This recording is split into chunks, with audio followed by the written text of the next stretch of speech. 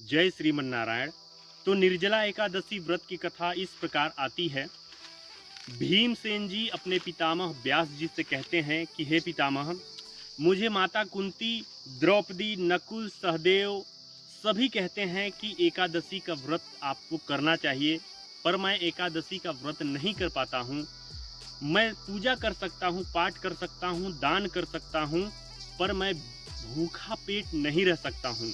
तो भीमसेन की इस प्रकार कथन सुनकर व्यास देव जी कहते हैं कि हे पुत्र, यदि तुम नरक को बुरा और स्वर्ग को अच्छा समझते हो तो तुम मास में 2 एकादशियां आती हैं, तुमको कम से कम इस दिन अन्न का सेवन नहीं करना चाहिए। तो भीमसेन जी कहते हैं कि हे पितामह, मैं एक दिन तो क्या, एक समय भर, एक टाइम भर मैं भूखा पेट नहीं रह सकता हूँ, क्योंकि मेरे पेट में वृक नामक अग्नि है जो मुझे भूखा पेट नहीं रहने देती है। अगर कोई ऐसा व्रत, कोई ऐसा विधान है जो केवल साल में एक बार करना पड़े और मुझे स्वर्ग की प्राप्ति हो जाए, तो आप मुझे अवश्य बतलाइए।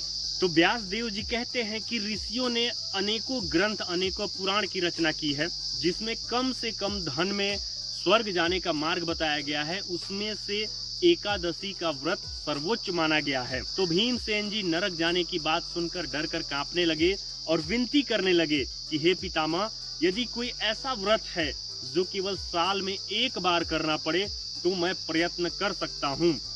तो व्यास देव जी कहते हैं कि हे पुत्र, ज्येष्ठ मास की शुक्ल पक्ष की एकादशी को निर्जला एकादशी कहते हैं। तुम उसी एकादशी का व्रत करो। इस व्रत में अन्न और जल का सेवन करना मना होता है। अन्न और जल का सेवन करने से व्रत का पुण्य नष्ट हो जाता है। इस व्रत को करने से साल में 24 एकादशियां आती हैं, तो 24 एकादशियों का फल केवल एक निर्जला एकादशी से मिल जाता है। इस एकादशी के बारे में मुझे स्वयं भगवान जी ने ही बताया था कि निर्जला एकादशी का व्रत करने से समस्त तीर्थों का दर्शन और दान करने के बराबर जो फल प्राप्त होता है, वो केवल एक दिन के निर्जला एकादशी व्रत करने से वो फल हमें प्राप्त होता है। जो मनुष्य निर्जला एकादशी का व्रत करते हैं उसे यमदूत लेकर नहीं जाते हैं, बल्कि भगवान के पार्षद आकर स्वयं उन्हें वैकुंठ धाम लेकर जाते हैं। इसलिए व्यक्ति को पूरी तरह यत्न पूर्वक निर्जला एकादशी का व्रत करना चाहिए और संपूर्ण फल को प्राप्त करना चाहिए।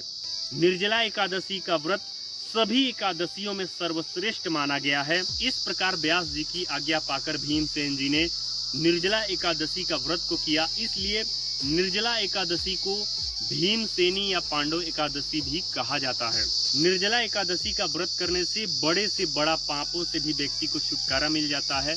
चाहे वह मद्यपान करता हो, स्त्री संग करता हो, गुरु से द्वेष रखता हो, या बड़ा से बड़ा पापी क्यों ना हो, निर्जला एकादशी के प्रभाव से ब्रह्म हत्या तक के पाप को मुक्ति मिल जाता है, ऐसा बताया गया है।